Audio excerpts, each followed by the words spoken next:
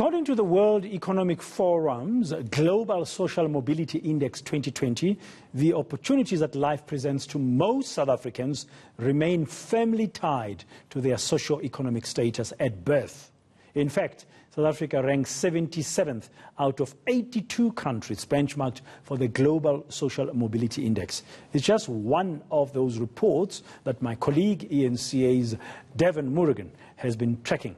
And he joins us now live from Davos with one of the authors of that report to dig a little bit deeper into what it all means and what we can learn from it. Devin, good morning once again. I mean, very few people have heard of the Global Social Mobility Index, but it's such one of those important global indices nowadays that attract. That this one focuses on your socio-economic status, what is happening. And South Africa is not faring very well. And I wonder if we'll ever be able to free ourselves from such a position or improve moving from 77th upwards.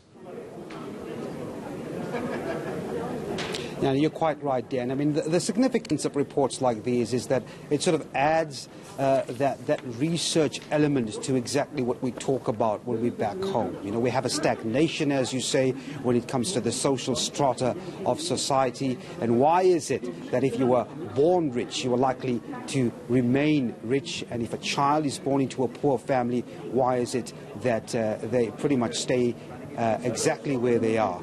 And this index points out an alarming figure. You've just mentioned 77 in terms of its position, South Africa, out of 82 countries. Now, the index takes a look at countries beyond South Africa, but I've got the co-author with me, Terry Gager, from the benchmark practice at the World Economic Forum. Terry, thanks very much indeed for talking to us. I mean, essentially, this index really points or tries to find out what the propensity, the chances are of a child breaking out of a position in society compared to that of his parents. Exactly, it's very much that.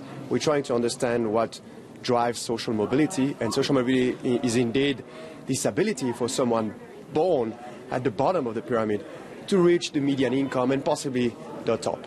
Yeah. And if you look at South Africa's position, number 77 out of 82, it's the lowest ranked of the BRICS countries, I would imagine. It's part of the reason, and as I said, talking to my colleague Dan in an earlier crossing, that it's one of the reasons why a country like South Africa is here. You know, they want to garner, attract investment and change that. But investment alone just doesn't change circumstances, does it? No, there is a lot of social policies. Economic growth alone will not bring social mobility, will not bridge inequalities. In fact, the current system very much exacerbates those inequalities. So you need a set of complementary policies on the social side to address the lack of access to education, to health for the poorest, the safety net, the social protection that will give a fair chance to all people from an early age. You look at a country like South Africa, we've got quite a distinct political and social past. We have to, liberate economically and socially so many people that have been disenfranchised for 400 years, mind you. So it's a task that is easier said than done. But if you can just go through South Africa in particular, what are the sticking points that keep children where they are, as you see it, as the survey shows? Yeah, so indeed, coming from a relatively low base, there's a lot of work and it cannot be changed overnight. And the goal of our index is at least to put figures on the situation so that you can improve from there. I mean, obviously, return on investment is the largest on education, because what you invest at an early age, will have impact and effect on someone's life throughout his or her life. So this is an obvious starting point, is to ensure that all the kids go to school and have access to quality education. And what we see in South Africa, that they pretty much rank at the bottom on all these measures of quality and access to education, meaning that those disadvantaged kids, they stay among themselves. They get in underserved areas with poor education quality, high level of ratio of pupils to teachers, and lack of access to material, teaching material, etc. So this perpetuates the inequalities because of these pockets of poverty that is perpetuated. Education is one factor, one component in the index.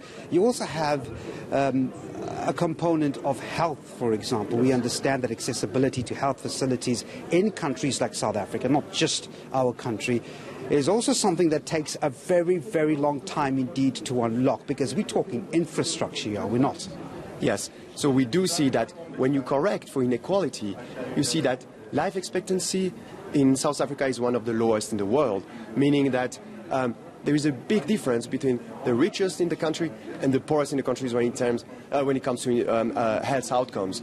And this needs obviously to be addressed, and it takes time. You need to build infrastructure, again, targeting those underserved areas and give a chance to live a life in good health. Because obviously, if you're not in good health, it's hard to get a job and live a satisfying life. It's not just about the economics. It's also just about sheer life satisfaction. South Africa responds to some of those things. We have a national health insurance plan coming up.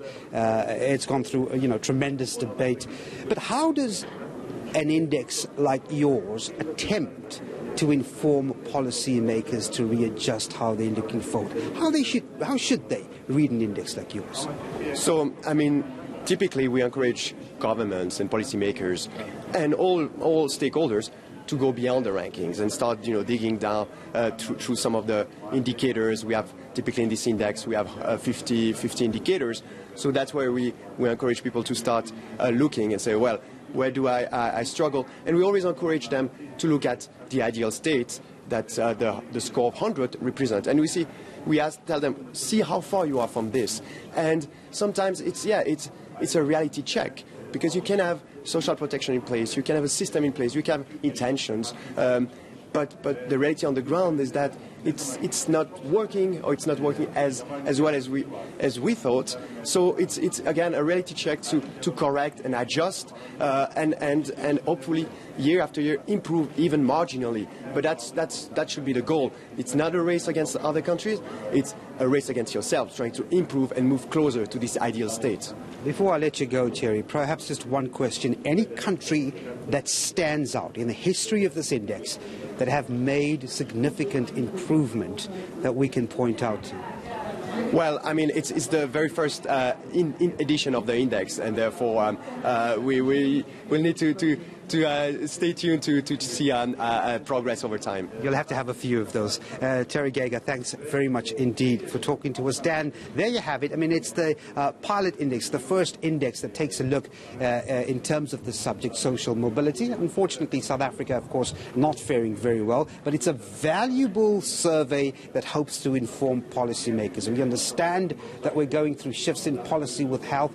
Perhaps, just perhaps, surveys like this can do some informing on the part of how we get traction on those policies. Yeah, thank you very much, Devin. It's one thing getting the information, is what you do with it that's going to make a difference. Hopefully we can learn some stuff and change certain things. Thank you very much. Devin Murugan in Davos there.